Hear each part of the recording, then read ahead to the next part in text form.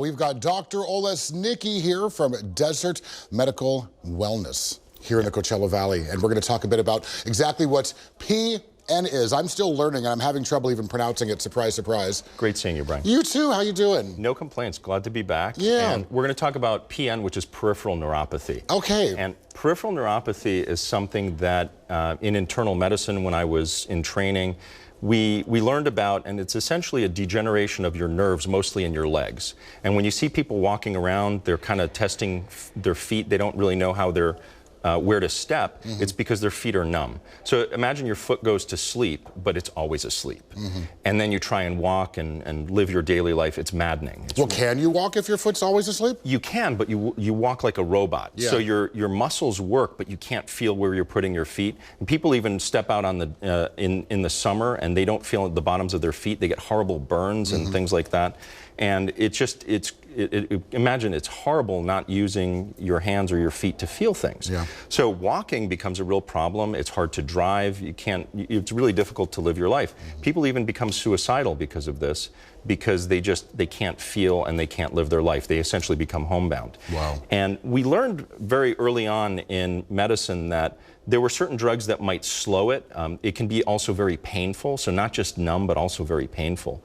And anyone in practice deals with patients with peripheral neuropathy, and for years nothing worked. I mean, maybe something slowed it down a little bit, made it a little more bearable, but nothing actually helped. So a couple years ago, we read this article about PRP, which is platelet-rich plasma, which we take out of our own blood, and it's your own healing factors and a specific way that you can actually put it into the nerves in the legs, which supposedly made the peripheral neuropathy better and made it wake up. And, you know, sure thing, we tried it, and we said, no, let's try it. It worked.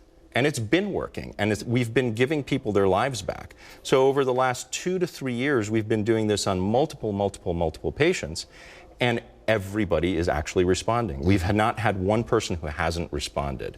Now, it's not 100% in most people, but it's 50 to 80% back to where they're actually getting their lives back.